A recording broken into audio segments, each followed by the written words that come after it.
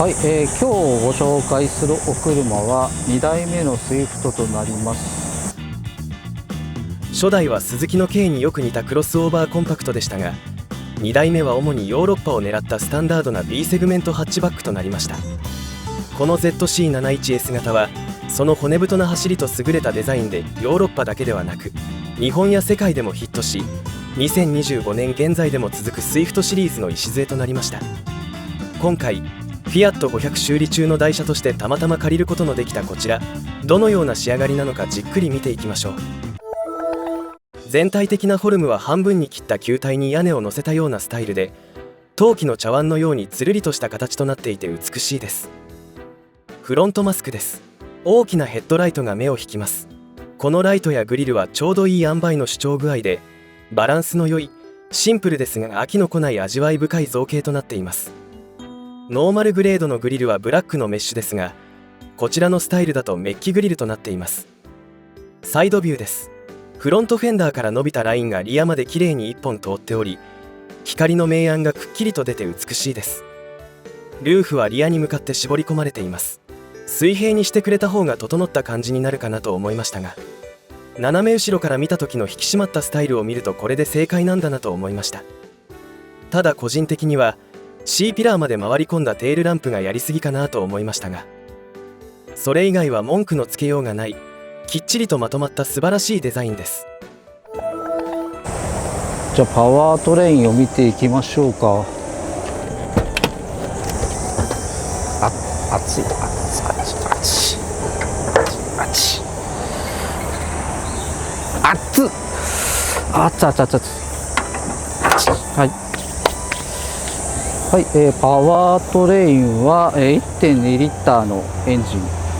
となってます。で CVT は愛信製の CVT ですね。この後モデルチェンジかマイナーチェンジでジャトコ製の CVT に変わったかなというふうに思ってます。でこの台はアイドリングストップだったりマイルドハイブリッドだったりっていうのがついてないので、かなりシンプルなエンジンルームになっておりますね。と気になるボンネットインシュレーターはついてますね。であとは防音材もきっちり貼られているという感じとなってます。でサスペンションの頭はここからかここからアクセスするようになってますね。なのでメンテナンス性はこっちはちょっとアクセスできないのか。メンテナンス性はまあまあ良さそうってなってます。でフロントサスペンションはスタビライザー付きのストラットとなってますね。はい、リアサスペンションはリアサスペンションはトーションビームで、トーションの中にスタビライザーが入っているタイプとなってます。タイヤはノーマルだと16570の14インチですが、こちらタイヤがえらく太いのがわかるでしょうか。タイヤサイズは14インチなのですが18570タイヤが入っています。一回りノーマルより分厚く幅広のタイヤです。この辺り乗り心地でダイレクトに違いが出ていたので、またそこは走行編でレポートします。じゃあ全席乗ります。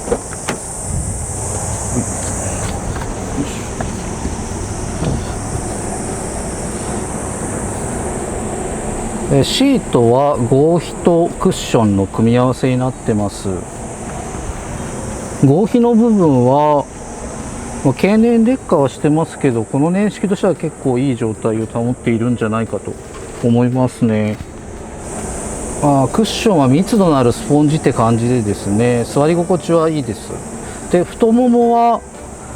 クッションとここの合皮の部分の硬い部分でうまいこと支えてくれて、腰痛はあまり来なさそうな感じですね。でシートリフターがついてまして、この状態だとボンネットが結構見える。意外に頭のクリアランスもあっていいですね。下げるとボンネットは見えなくなりますが、ボンネットの縁の部分がちょっと見えるので、そんなに視界の悪さっていうのは感じないかなと思います。でダッシュボードがここで1段上がってるんですけども、それがネガになるかというとそこまで見にくくっていうところは感じないのでいいんじゃないかなと思ってます。ポジションとしては特に問題なく、足を伸ばした先にフットレストとアクセルがあると、で真ん中にブレーキということでちょうどいい感じのペダル配置になってます。はい。でステアリングです。ステアリングはですね、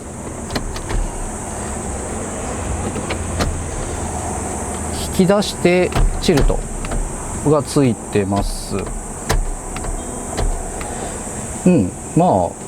普通の調整範囲でいいのではないでしょうか。はい、これぐらいかな。でステアリングなんですけど、こちらは革と木目調の部分の組み合わせになっております。普段握る部分は革になってますね。でなかなか握らない部分は木目調のプラになってます。なんでここは柔らかくないな、なんか硬い樹脂、厚い樹脂でコーティングされた木目調のプラになってます。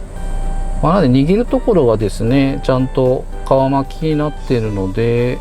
下半分が全部プラになってるやつよりは私はこちらのステアリングはいいと思います。でスイッチついてますけどナビが車外なんでここは連動しません。ではエンジンかけます。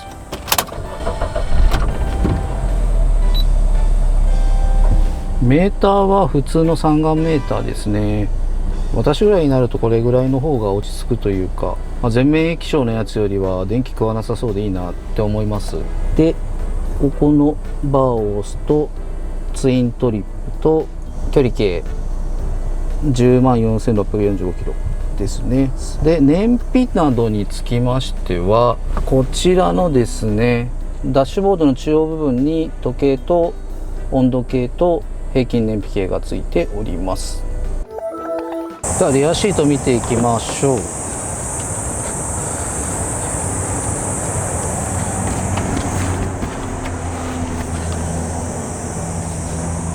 リアシートは結構柔らかめですね。作りはフロントシートとあんま変わんないんですけど、クッションの部分は柔らかめかなというところがあります。ヘッドクリアランスは結構ギリギリかな。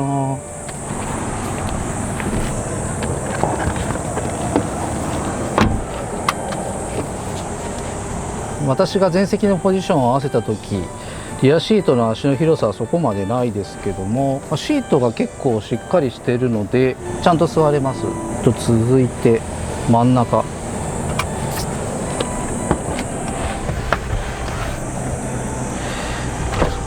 熱い。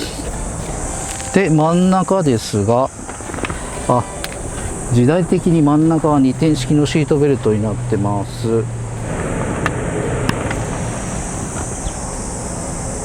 ヘッドクリアランスはあるんですけども、左右に2人男が乗るとちょっと厳しいかなって感じがありますね。で助手席をちょっとゆったりめにセットした時だと足の広さはほぼないですが、ここまで後ろにすることってなかなかないと思うので、多分こちらがだいたい標準的な足の広さになるのかなと思います。で座面は49センチ、シートの高さは38センチ、足元広さは170センチの私が運転席でポジション合わせた状態で21センチとなってます。こんなもんですかね。は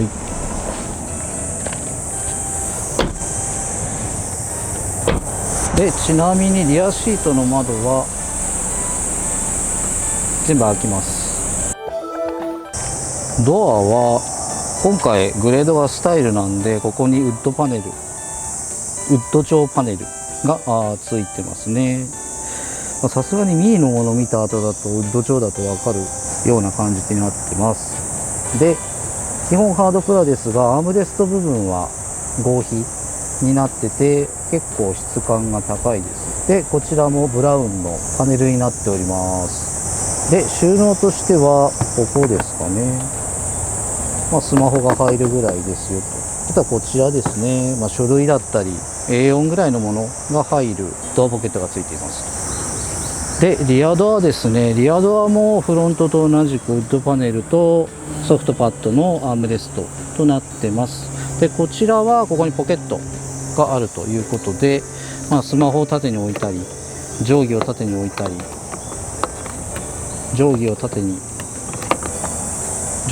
置いたりということができます。インパネにつきましては、ダッシュボードの部分がブラウンになっております。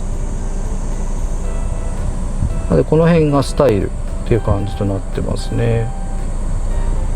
で素材はハードプラですけど、こんなもんでしょうというところで、特に気になるというか安っぽいとかそういうところはあんまりないですね。だからフロントシート周りのユーティリティですね。この時代特有の回転して閉じるエアコンルーバーがついてます。あとはヘッドランプの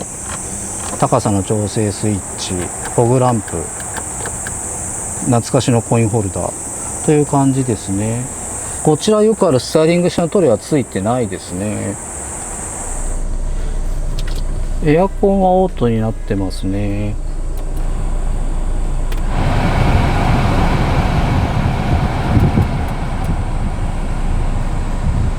かなりシンプルで操作しやすいと思います。なんでこういうエアコンで全然いいですね。あとこの辺りが結構このボタン式になってるのが面白いなぁなんて思います。でこちらには小物入れがありますね。なんでスマホを入れても余裕がある。何を入れるか、ペットボトル入れても余裕がある。でここはゴムなのかなプラなのかなっていう素材で滑り止めが貼られております。でその前にはドリンクホルダーがついてます。なんでこれ2つあるので便利ですね。でちゃんとフラップついてるので噛んでも落ちないでしょう多分。シフトも皮巻きとウッド調パネルとなってますね。でこちらゲート式になってまして、こちらのゲート式はかなり操作しやすいです。結構苦手だったんですけど、これなら全然いけるかなっていう感じのゲート式となってます。シフトの横にはこちらアクセサリーソケットがついております。なので、こちら古い車でもこのようにトランスミッターなどつなげればスマホから音楽を聴くことができます。サイドブレーキはハンド式ですね。こちらについては皮巻きになってたりとかウッドパネルとかないですね。あと多分 4WD になるとここにシートヒーターがつくのかなっていう部分の目くら蓋がついております。でグローブボックスですが、こちら横にかなり大きいですね。なんで本、車検証とか本とか入れたりして、ちょっとあれですかね、奥行きはないので、この辺りの説明書とか車検証とか入れて、ちょっとした小物入れて終わりという感じとなっております。ライトなどは普通なので特に、どうですこうですっていうところはあんまりございませんね。はい。ではリアシートのユーティリティを見ていきます。まずはここにドリンクホルダーが1つですね。他にドリンクホルダーはないので、2つ目以降はここに助手席裏のシートバックポケットに入れましょうというところですね。とコンビニフックがあります。スマホ立てとかそういうものは時代的にないんですけれども、これはこれで十分ではないかというような鉱石の収納となってます。ということでユーティリティを見てきましたが、2人プラス1人で使うんであれば十分のユーティリティが備えられているというふうに私は感じました。はい、では荷室見ていきましょう。荷室は買い物かごはギリギリ2つ入るかなというスペースですね。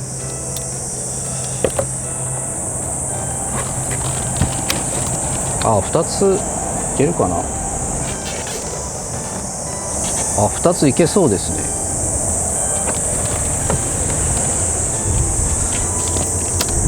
なかなか広いスペースとなっております。で、幅はこちらの、サスペンション部分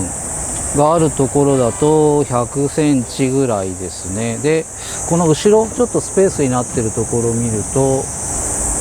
117センチとなっております。で、奥行きは、実際ここのステップガードの部分までだと48センチですね。あと多分オプションでトノボードとかつくんだろうなっていうここの作りとなってます。で、さらにですね、ここまでだといくらだ69センチと結構低くは見えるんですけど、おそらくこれはフラットにするためのボードなので、このボードをですね、収納しますとこういう感じの奥が深い荷室が出てきます。なのでこの時は高さが91センチということで約20センチぐらい深さが増えます。大きな荷物乗せる時はこのスタイルで行くといいかなと思いますね。で、この下には多分スペアタイヤですね。この時代なんでスペアタイヤが入ってます。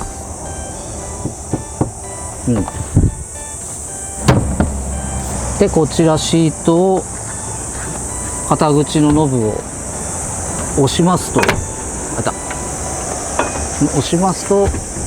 倒れます。で、フラットになりますね。で、フルフラットになった時の奥行きは、ほぼ101メートル100センチです。で、斜めの長さは145センチというところとなっております。シートベルトは基本シートと一緒に倒れていくか、ここのシートベルトのホルダーに引っ掛けるかって形になってますね。で、さらにこれを取ると、こういうぐらい段差ができちゃうというところではあります。そんなにフルフラットにする必要もないので、私は別にどっちでもいい派なんですけど、こういうフルフラットにするラゲージボードがついているという車となっております。分割は6対4ですね。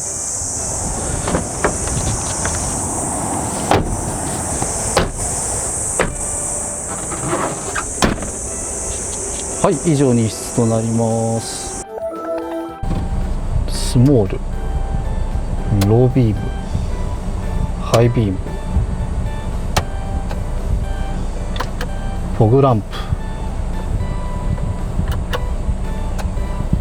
ハザード、スモール、ブレーキ、ハザード、バックランプ、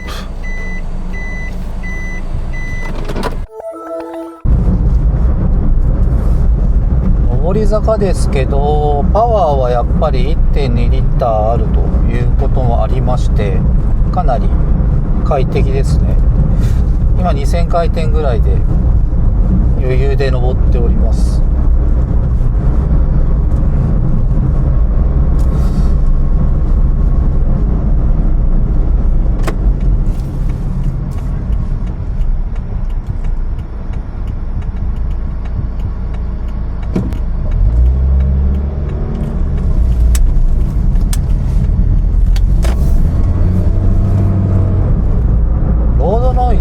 ノイズについては普通ですかね。タイヤからの音も道路からの音もエンジンからの音もそれなりに入ってくるので、ここは普通ですねというところです。なんで下からの音はタイヤハウスもそうですけどボディの部分もあんまり遮音されてないんだろうなっていう感じの、音の出方ではありますね。ただ乗り心地がすごく良くて、結構ドタバタ出たバタ音がしてはいるんですけど、乗員へのショックは全然ほぼ来ないっていうのがですねあります。シートが柔らかくて吸収してるとかじゃなくて、足回りが結構しなやかで、音はすれどもショックが来ないようにうまいこと衝撃を吸収してくれてるなっていう乗り心地ですね。この前5台目乗りましたけど、それよりもなんか足回りの感覚はいいような気がする。あとちょっと気になるのはパワステかな。パワステはゲーム機のハンドルコントローラーみたいな感じ、なんかどうも中心がなくてこうアシストする力だけがこうあるような形のパワステで、ちょっとここが古いかなという感じがします。なんでですね、足回りはすごいしなやかでいいなと思ったんですけど、ちょっとハンドリングがむずいかなと思いますね。タイヤのサイズがだいぶ二回りぐらいサイズがでかいというお車でございました。ですので、乗り心地がいいのはその分厚いから当たり前やねっていう話っていうところがあるのと、パワステのところがなんかもっさりするなっていうのも、それはタイヤが二回りぐらいでかくて太いものになってるからね、それはそうですよねっていうところで、こちらの乗り心地についてはちょっと参考ですね。本当に山境道に来ました。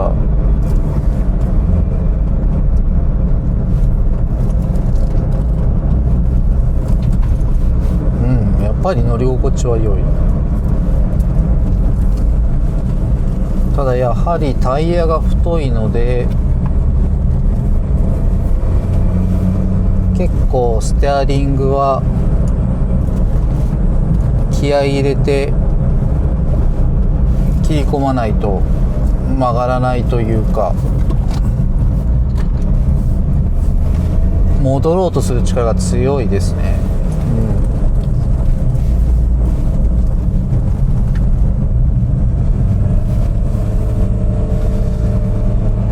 でまた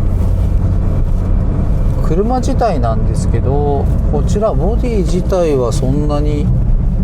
ロールしない、ロールが少ない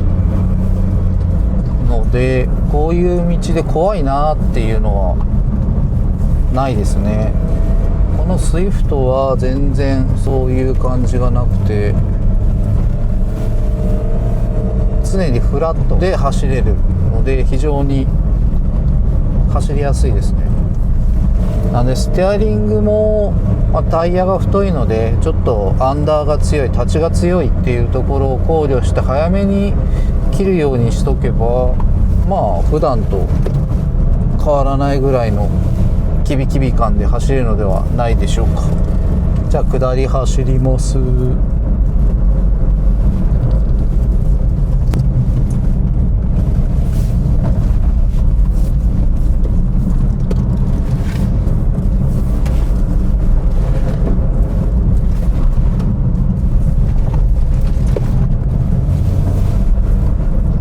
下りも早め早めにハンドルを切るようにしていけば結構キビキビ曲がりますね。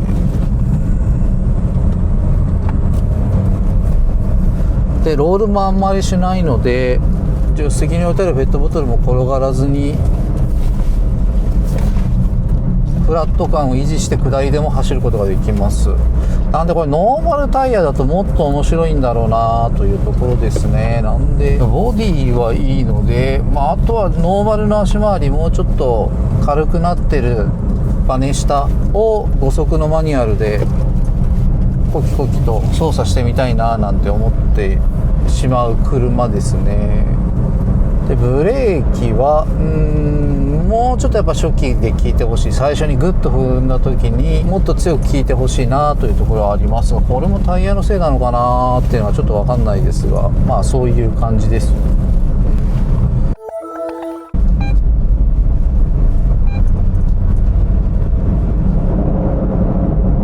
はい、ち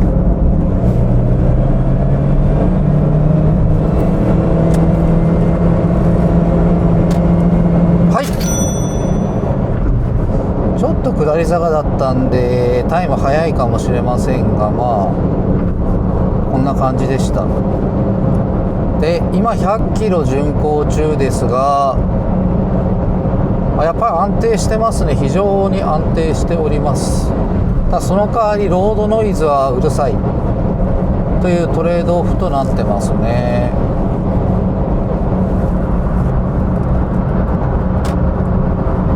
これぐらい安定してて、このサイズで安定しててくれれば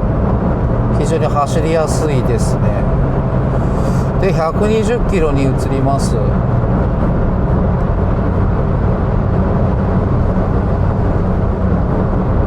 120キロもかなり走りやすいですね。やっぱここはタイヤがでかい、幅が広い、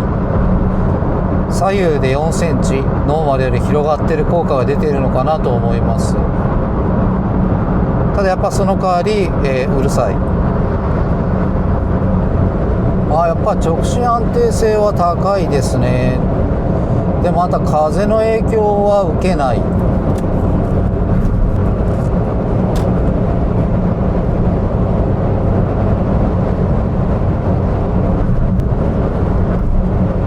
段差もやっぱりまたりと吸収してくれてショックが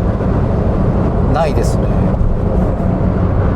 なのでこの辺りは結構上級なサルーンみたいな乗り味となっております。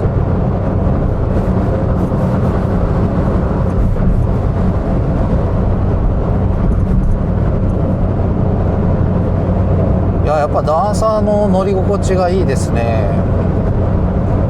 で外欄に全然足を引っ張られない。トラックの横とかを通り過ぎた時にちっちゃい車とか背が高い車だと横風が一気にブワッときてボディが流される時があるんですけれども、こちらのスイフトはそういう動きが全くないということで非常に走りやすいですね。今90キロぐらいで走ってます。若干上り坂ですが2000回転ぐらいキープで失速することなく登れております。こちらは非常に直進は楽にできます。なんでツーリングというか高速道路をまっすぐドーンとよく走る人はこれはこれでありなのかなって思いました。今回約484キロ走って燃費は 13.3 キロリッターとなりました。タイヤを大きくしたことで燃費は伸び悩んでしまったようです。今回タイヤサイズを変更することによるメリットデメリットがよく分かり、これはこれで収穫でした。今回の2代目スイフト、私の欲しい度は 5、100% です。現在のスイフトシリーズの礎にして至高のスタイルを持ち、室内空間もまずまずあります。今回乗ってボディの素性が良いのは分かりましたので、元のサイズのタイヤを履いた5速マニュアルモデルに乗ってみたいですね。後年式でも15年落ちというのがネックではありますが、逆に乗るならもうここ数年しかないとも考えられますね。現在マイカーの日産サクラの次の車を探しているので、このスイフトも候補に入れたいと思います。ということで今回も最後までご視聴いただきありがとうございました。面白かったらチャンネル登録、コメントいただけると嬉しいです。それでは次の乗り物でお会いしましょう。さようなら。